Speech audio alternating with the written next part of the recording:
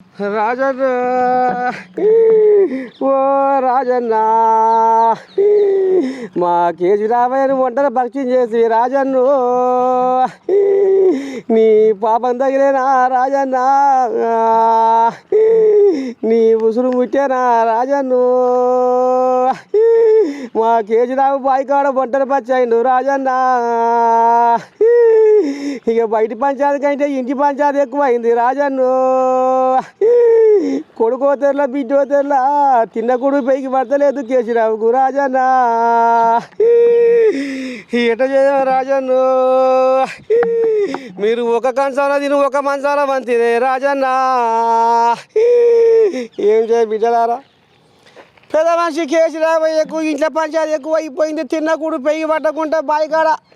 అయ్యో రామ బందీ అయిపోయిండు ఏం చెయ్య